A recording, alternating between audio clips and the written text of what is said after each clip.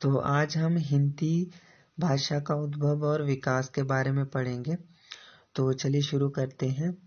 तो आज हम जिस भाषा को हिंदी के रूप में जानते हैं वह आधुनिक आर्य भाषाओं में से एक है। हिंदी का जन्म संस्कृत से हुआ। हिंदी शब्द का अर्थ है हिंद का या हिंद से संबंधित, और हिंदी शब्द जो है वो फारसी भाषा का शब्द है। हिंदी जो शब्द है उसकी जो निष्पत्ति है वह सिंधु या सिंध से हुई है। ईरानी भाषा में स के स्थान पर ह शब्द का उच्चारण किया जाता है। इसी प्रकार जो सिंधु शब्द था उसका हिंदू हो गया और सिंध शब्द से हिंद हो गया। इसी हिंद शब्द से जो है हिंदी शब्द बना है। ठीक है। सिंधु जो हमारी हिंदी या हिंद जो हमारी जो हिंदी शब्द है ये कहाँ से निकल के आया है? ये शब्द सिंधु से निकल के आया है। क्या था कि ईरानी भाषा में स के स्थान पर ह का उच्चारण किया जाता था। इसी कारण जो सिंधु है उसका हिंदू हो गया और बाद में उसकी निष्पत्ति हो गई और उसके बाद उसका परिवर्तित होकर वह हिंदी बन गया। उसके बाद जो भारत में प्रमुख रूप से आर्य भाषाएं जो भारत में जो प्रमुख रूप से भारोपीय परिवार एवं द्रविड़ परिवार की भाषाएं बोली जाती हैं। उत्तर भारत की भाषाएं भारोपीय परिवार और दक्षिण भारत की भाषाएं द्रविड़ परिवार की हैं। उत्तर भारत की जो आर्य भाषाओं में संस्कृत जो है सबसे प्राचीन मानी जाती है, जिसका हमें प्राचीनतम रूप ऋग्वेद में देखने को मिलता है। इसी की जो उत्तराधिकारिणी हिंदी है। भारतीय जो आर्य भाषाओं के काल को हमने मोटे तौर पर हम 3 कालखंडों में विभक्त किया गया है। पहला है प्राचीन भारतीय आर्य भाषा काल, ये 1500 ईस्वी पूर्व से 500 ईस्वी पूर्व तक है। और दूसरा है मध्य भारतीय आर्य भाषा काल, ये 500 ईस्वी पूर्व से 1000 ईस्वी पूर्व तक है। और तीसरा है आधुनिक भारतीय आर्य भाषा काल, ये 1000 ईस्वी से अब तक जो है चल रहा है। तो सबसे पहले हम देखेंगे प्राचीन भारतीय आर्य भाषा काल। इसमें वैदिक संस्कृत एवं लौकिक संस्कृत 2 भाषाएं आती हैं। चारों वेद, ब्राह्मण ग्रंथ, उपनिषद इसी काल की रचनाएं हैं। जो दोनों जो जैसे ब्राह्मण ग्रंथ लिखे गए थे, वेद लिखे गए या उपनिषद, ये इसी काल की रचनाएं हैं जो प्राचीन आर्य भाषा जो वैदिक संस्कृत और इसमें लिखे गए थे। उसके बाद अब हम वैदिक संस्कृत के बारे में पढ़ेंगे। संस्कृत से निकल के 2 प्रकार की जो भाषाएं आई हमारे सामने, एक थी वैदिक संस्कृत और दूसरी लौकिक संस्कृत। वैदिक संस्कृत जो थी वह 1500 ईस्वी पूर्व से 1000 ईस्वी तक थी। जो वेदों की रचना हुई वह इसी भाषा में हुई, इसी कारण इसको वैदिक संस्कृत नाम दिया जाता है। इसका अन्य नाम वैदिकी या छांदस्य, देव भाषा, प्राचीन संस्कृत आदि इस नाम से इसको पुकारा जाता है। इसका प्राचीनतम रूप हमें ऋग्वेद में देखने को मिलता है। दूसरी है लौकिक संस्कृत। लौकिक संस्कृत का जो समय था वो 1000 ईस्वी पूर्व से 500 ईस्वी पूर्व तक माना जाता है। दर्शन ग्रंथ के अलावा संस्कृत का उपयोग साहित्य में भी हुआ है। इससे लौकिक संस्कृत कहते हैं। इसी संस्कृत क्लासिकल आदि नामों से भी जाना जाता है। इसे संस्कृत क्लासिकल भी कहते हैं, ठीक है, और इसको लौकिक संस्कृत भी कहा जाता है। और इसमें क्या जो आदि नामों से इसे जाना जाता है, जो वाल्मीकि, व्यास या अश्वघोष, उन्होंने जो कालिदास हो गए, माद हो गए आदि, इनकी रचनाएं जो इसी लौकिक संस्कृत में हमें देखने को मिलती है। रामायण, महाभारत, गीता आदि पुराण जो हैं वो आदि उत्कृष्ट जो ग्रंथ हैं वह इसी लौकिक संस्कृत में लिखे गए थे। संस्कृत भाषा में भी उपलब्ध हैं। पाणिनि और कात्यायन ने इसे संस्कृत के बिगड़ते हुए रूप को इसको क्या किया, उसका संस्कार करके इसको व्याकरणबद्ध कर दिया। वैदिक संस्कृत से काफी निम्न है, जिससे लौकिक संस्कृत कहा जाता है। जो वैदिक संस्कृत थी उसमें जो हम प्योर संस्कृत के बारे में देखते हैं। जो प्योर संस्कृत वैदिक संस्कृति में हमें देखने को मिलती है। फिर उसका जो नियंत्रण रूप, उसका जो थोड़ा सा उसको परिवर्तित हो गया, उसमें यहाँ वहाँ के शब्द मिल जाते हैं। उसके बाद उसमें जो लोग आम बोलचाल की भाषा में उसे प्रयोग करने लगे, तो उसको लौकिक संस्कृत का नाम दे दिया गया। और इसमें बहुत से पुराण लिखे गए, जैसे पुराण या वेद या ये सारे, इसमें जैसे वेद व्यास ने या वाल्मीकि ने जो रामायण लिखी या महाभारत या गीता, ये पुराण सभी इसी में लिखे गए थे। और पाणिनि और जो कात्यायन थे, उन्होंने इस संस्कृत के बिगड़ते हुए रूप को देख के इसको व्याकरणबद्ध कर दिया। और इसी कारण ये भी लोगों के लिए समझने में मुश्किल आ रही थी, तो इसी कारण एक नया रूप हमारे सामने आया। उसके बाद ये तो हो गया हमारा प्राचीन भारतीय आर्य भाषा काल। उसके बाद हमें दूसरा जो हमारा जो मध्यकालीन भारतीय आर्य भाषा काल है, वो हमें देखने को मिलता है। इसमें 3 भाषाएं विकसित हुई। इसमें सबसे पहली थी पाली, दूसरी थी प्राकृत, तीसरी थी अपभ्रंश। तो जो पाली भाषा थी, उसका जो हमें समय सीमा है वो है 500 ईस्वी पूर्व से लेकर 1 ईस्वी तक। और जो दूसरी प्राकृत है, उसका समय है 1 ईस्वी से 500 ईस्वी तक। और जो तीसरी है वो 500 ईस्वी से लेकर 1000 ईस्वी तक हमें देखने को मिलता है इसकी समय सीमा, जो कि अपभ्रंश के नाम से जानी जाती है। तो सबसे पहले हम प्राकृत के बारे में देखेंगे। तो प्राकृत भाषा जो है वो 500 ईस्वी पूर्व से 1 ईस्वी तक इसकी समय सीमा मानी जाती, सॉरी, पहली है पाली भाषा। तो पाली भाषा की जो समय सीमा है वो 500 ईस्वी पूर्व से लेकर 1 ईस्वी तक मानी जाती है। तो संस्कृत कालीन बोलचाल की भाषा विकसित होते होते काफी बदल गई, जिसका पाली नाम दिया जाता है। जो संस्कृत भाषा थी वो परिवर्तित होते होते उसकी काफी जो बदल गई थी, और इसी कारण इसको नया जो नाम दिया गया वो पाली भाषा का नाम दिया गया। और ये बौद्ध धर्म की भाषा है। बौद्ध साहित्य पाली भाषा में लिखा गया था।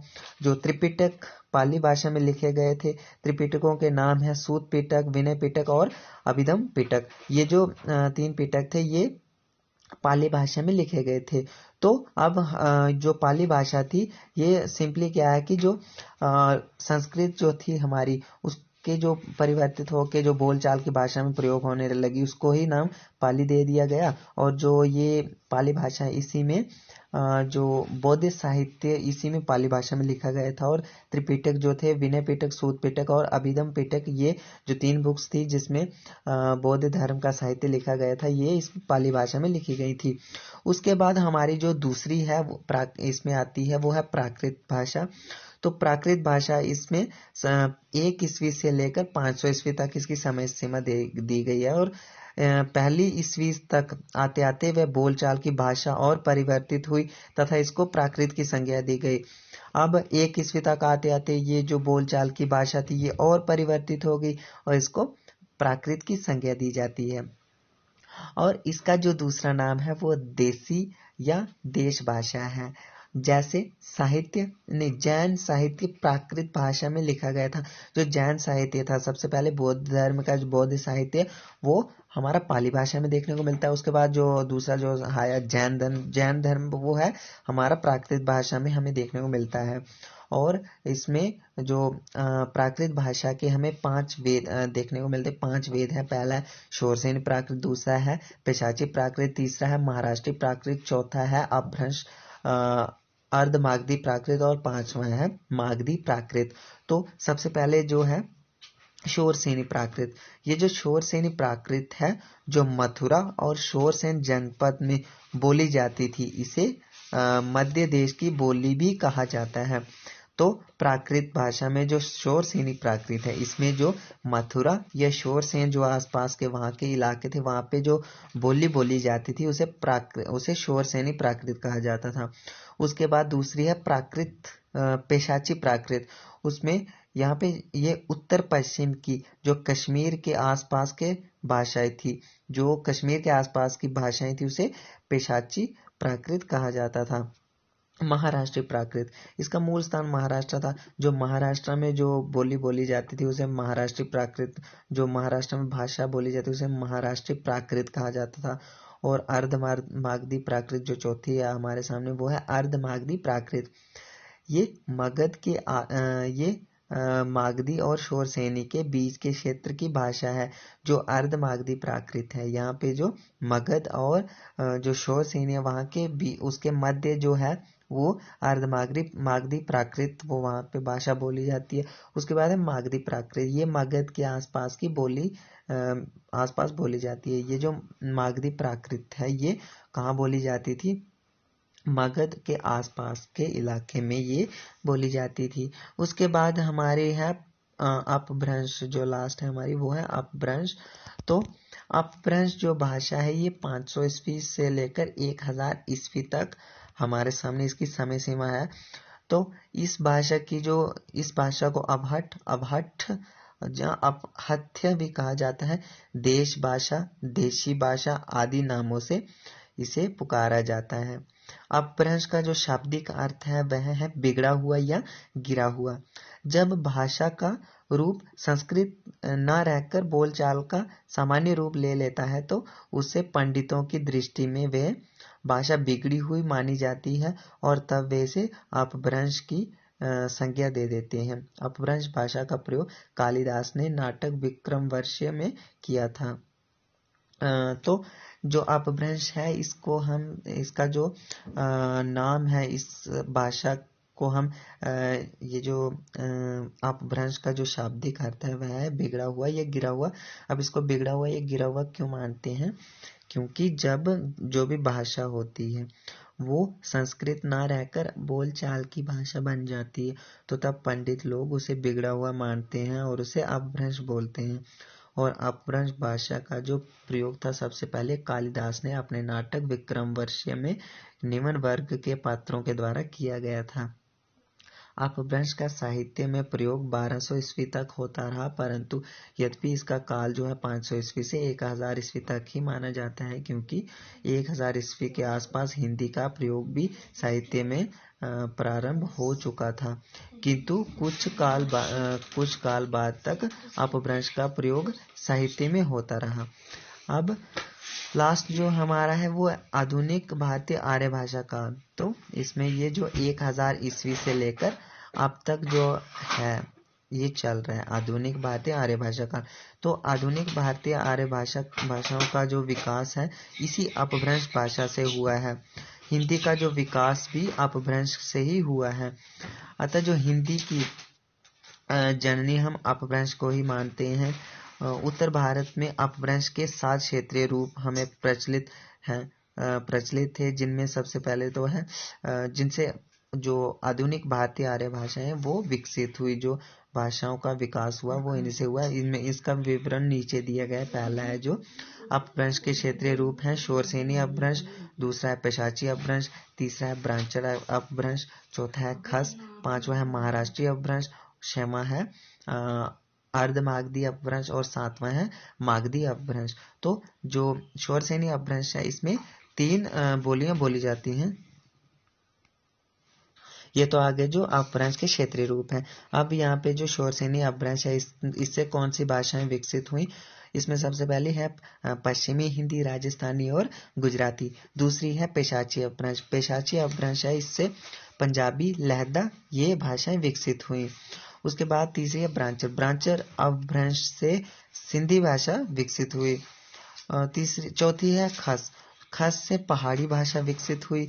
पांचवी है महाराष्ट्री, यहाँ से मराठी विकसित हुई। जो छठी है अर्धमागधी, यहाँ से पूर्वी हिंदी निकली। और जो सातवीं है वह है मागधी अपभ्रंश, यहाँ से बिहारी, उड़िया, बंगला, असमिया ये सभी भाषाएं यहाँ से निकली हैं।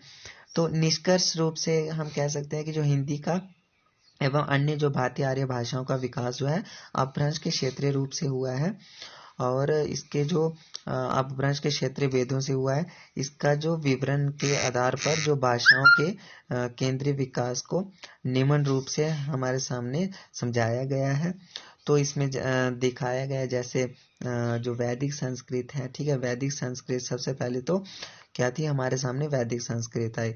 उसके बाद हमारे सामने वैदिक संस्कृत के बाद हमारे सामने लौकिक संस्कृत आई। लौकिक संस्कृत के बाद हमारे सामने पाली भाषा आई। तो पाली भाषा के बाद हमारे सामने प्राकृत आई। प्राकृत के बाद अपभ्रंश। अपभ्रंश के बाद जो है वो हमारे सामने ये जो आधुनिक जो भाषाएं हैं ये अपभ्रंश से ही निकली हैं। जैसे हिंदी, खड़ी बोली, ये सभी अपभ्रंश के ही विकसित रूप हैं। तो हिंदी एवं अन्य जो आधुनिक आदि भाषाएं हैं, वह हिंदी की जो भाषा की उत्पत्ति है वो मूलतः कहाँ से, वो शोर से नहीं अपभ्रंश से हुई है। तो इसी के साथ हमारा ये जो विषय है ये कंप्लीट हुआ। धन्यवाद।